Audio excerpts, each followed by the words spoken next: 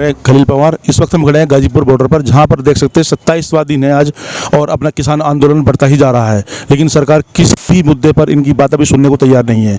कई मीटिंग इनकी हो चुकी हैं, कई इनके वार्ता हो चुकी हैं, लेकिन अभी तक कोई भी संतुष्ट जवाब इन किसानों को नहीं मिला है। आइए चलते इनसे बात करते हैं। ठीक है जी, क्या नाम है आपका?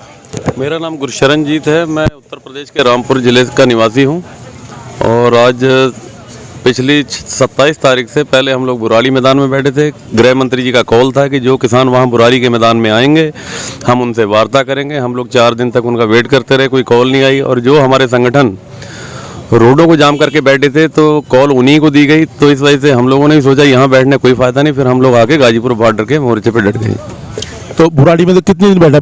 बुराड़ी में 4 दिन बैठे सर। कोई किसानों से बात करने कोई सरकार नुमाइंदा वगैरह आया कोई? कहा कि सरकार शांतिपूर्ण ढंग से जो लोग संदेश देना चाह रहे हैं किसान, ये उनकी नहीं सुन रहे। अगर इस तरीके से समझते हैं तो हम लोग आके यहाँ जाम करके बैठे हैं। और कॉल तो अभी यहाँ भी नहीं आई।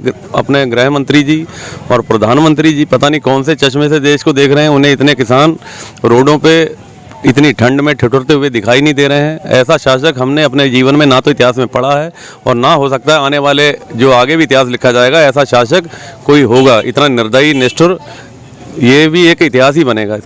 माननीय प्रधानमंत्री जी ने साफ लफ्जों में कह दिया कि किसी भी मुद्दे पर वो पीछे हटने को तैयार नहीं है, तो उसके बारे में क्या कहना है? तो हम ठीक है, वो अगर पीछे हटने को तैयार नहीं तो किसान कौन सा पीछे हटने को तैयार है? किसान भी जवान की तरह डटा हुआ है। जैसे जवान मोर्चे पे डटे रहते हैं, किसान धरने पे डटा हुआ है।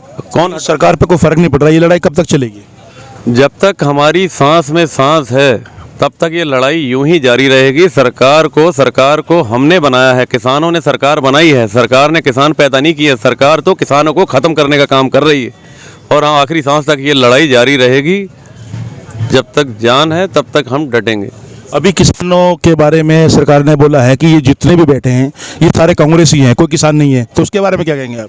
हमारे तो मुझे लग रहा खानदान में बाप दादा ने कभी किसी कांग्रेस को वोट नहीं दिया।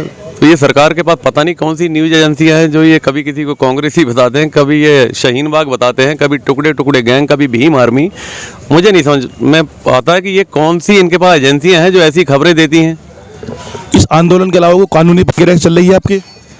कानूनी प्रकार हम तो इसी ढंग से, सरकार इसी ढंग से सुनेगी। कानून में जाके तो अब कोर्ट भी सब आपको पता ही है, न्यायपालिका पे भी लोग विश्वास करने से कतरा रहे हैं। अभी थोड़ी बहुत है किसानों को न्यायपालिका से उम्मीद, पर हम उलझेंगे नहीं कानूनी दांव पे। हम तो ऐसे ही लठ के दम पे ऐसे ही डटेंगे जैसे डटे हैं। आज जो किसानों की मीटिंग चल रही है तो उसके बारे में क्या आपको लगता है कि आज आपका मसला हल हो जाएगा? भैया मीटिंग तो 6-7 दौर की पहले भी हो चुकी है। अब देखते हैं आगे अगर आज क्या निर्णय आता है। हमारी सीनियर जैसे बंदियां पूरे देश का किसान है, सड़कों पे क्या निर्णय लेती हैं उसी हिसाब से हम उनके पीछे। देखिए किसानों से बातचीत में आपको साफ लफ्जों में पता लग रहा है कि किसान अपनी बात से हटने को तैयार नहीं। आइए कुछ और लोगों से बात की थी। जी, क्या नाम है आपका? मैं भारतीय किसान यूनियन बलराज का राष्ट्रीय अध्यक्ष बलराज भाटी। हमारे यहाँ किसानों का जो आंदोलन है ये 27वां दिन है आज।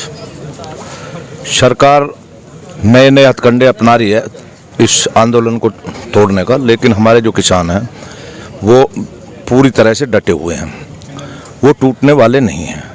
हमारा भारत का इतना दुर्भाग्य है, इस देश का इतना दुर्भाग्य है, अब उसका जो देश का पेट पालन हार है वो आज सड़कों पे पड़ा है। जो अन्नदाता है, जिसे अन्नदाता बोलते हैं, इस देश का अन्नदाता आज सड़क पे सर्दी में पड़ा है। और जो हमारा प्रधान है, जिसको हम प्रधान बोलते हैं, जो हमारा मुख्यमंत्री जी हैं, वो अपने मज़े से डल्लव के गद्दा पे लौट रहा है। उनको ये चिंता नहीं है कि हमारी जनता कहाँ पड़ी है। अभी लगभग 4 या 5 दिन पहले योगी जी ने एक स्टेटमेंट दिया था कि जितने भी लोग यहाँ पर बैठे हैं वो राम मंदिर बनने से नाराज है। क्या उसके बारे में क्या कहेंगे आप? देखिए, ये तो राम मंदिर बनाए, मस्जिद बनाए, गुरुद्वारे बनाए, इससे कौन नाराज होगा? ये तो धर्म के काम है, बनाए, उससे कोई नाराजगी थोड़ी है। ये तो एक प्रोपगंडा फैलाना है इनको। यहाँ जितने भी हैं इस देश के जो किसान हैं वो असली किसान यहाँ डटे हुए हैं और वो उन्होंने एक राजनीति फैला दी। ट्रैक्टर की रैली निकाल रहे हैं, यहाँ से घुमाते हैं कि भाई ये ट्रैक्टर आए हैं और यहाँ से घुमा दो हमारे सामने से, और ये किसान है और ये बिल का जो समर्थन करना है। वो सारे किराए के हैं, पकड़े भी गए हैं, किराए के ट्रैक्टर लाते हैं, पैसे देते हैं, अब जाओ एक बार घुमा लाओ। कोई संगठन हमारे देश में 500 तकरीबन 500 संगठन हैं। किसी भी संगठन का कोई भी पदाधिकारी, कोई राष्ट्र अध्यक्ष या कोई किसान नेता, किसी ने भी जाकर आज समर्थन किया उसका? किसी ने भी अभी तक कोई समर्थन नहीं किया कि जो कानून लाए हैं बिल्कुल अच्छे हैं। यदि अच्छे कानून होते तो ये जो लाखों किसान रोड पे पड़े हैं, क्या उन्होंने कोई खुशी हो रही थी? वे सब जान रहे हैं कि इस आने वाले टाइम में भूखमरी के कगार पर होगा हमारा देश। ये सिर्फ पूंजीपतियों के लिए इस कानून को लेकर आए हैं। अभी जैसे कह रहे हैं मंडी हमने ख़त्म नहीं की, मंडी अभी ख़त्म नहीं की। क्यों नहीं की? ख़त्म ऑटोमेटिक ख़त्म हो जाएंगी। जब उन्होंने मंडी में माल ही नहीं जाएगा, कुछ दिन तो हमारे वो खरीदेंगे, जो इनके पूंजीपति उद्योगपति जो लोग हैं वो हमारी फसल को खरीदते रहेंगे अच्छे दामों में। हम मंडी बंद कर चल नहीं जाएंगे। मंडी में 500 रुपये है तो हमें 1000 रुपये मिल रहा है। 1-2 साल वो उस प्रक्रिया को करेंगे। उसके बाद में मंडी वाले क्या करेंगे? ऑटोमेटिक ही मंडी वाले भाग जाएंगे, मंडी नहीं रहेंगी। फिर वो अपनी मन मर्जी से जब 1000 को खरीद रहे थे, मंडी वाले 500 खरीद रहे थे, हमारे 300 खरीदेंगे। वो मंडी न रहेंगे, मजबूरी बस हम उनको ही देंगे फसल को। तो ये एक बहुत बड़ी साजिश है, बहुत बड़ा गेम है।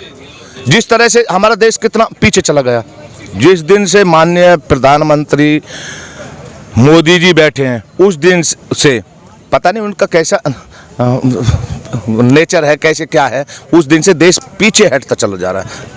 हर आदमी भुखमरी के कगार पे है। ये गृह मंत्री देश के गृह मंत्री अमित शाह ने एक स्टेटमेंट दिया है कि ये तीनों बिल जो हमने पास किए हैं ये किसानों के लिए बहुत बेहतर हैं, लेकिन किसानों की समझ में नहीं आ रहा। तो क्या समझ नहीं आ रहा आपको? सुनिए, जैसे हमारे गृह मंत्री हैं, उन्होंने कहीं धान बोया, उन्होंने कहीं गन्ना बोया, उन्होंने कहीं आलू लगाया। वो कृषि के बारे में जानते हैं, वो उद्योगपति हैं।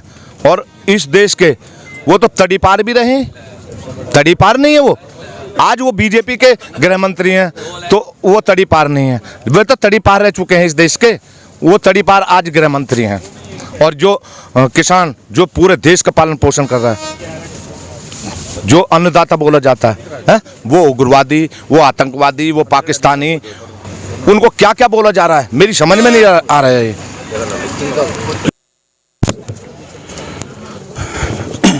अभी ये किसान तीनों बिल के बारे में कैबिनेट में चर्चा हुई थी, उसके विषय में कुछ जानते हैं आप? देखिए, जो चर्चा हो रही है हमें नहीं लगता वो लाइन पाएंगे। वो तो एक जो चर्चा हो रही है ना, सिर्फ एक गुमराह के लिए चर्चा हो रही है, ना कि बिल के उसमें ये गुमराह कर रहे हैं किसानों को। किसान नेताओं को बुलाते हैं, 10 किसान नेता बुला लिए, उनको तोड़ने का काम कर रहे हैं कि कैबिनेट में बुला लो जी, मीटिंग चलेगी, ये कुछ नहीं होने वाला। लेकिन किसान भी जिस तरह की उनकी नीति है ना, उसकी नीति इनको किसान जान चुका है और किसान पीछे हटने वाला नहीं है। जब तक एक तीनों कानून वापस नहीं ले जाएंगे और किसान हित में कोई कार्य नहीं किया जाएगा, तब तक ये किसान यहाँ डटे रहेंगे।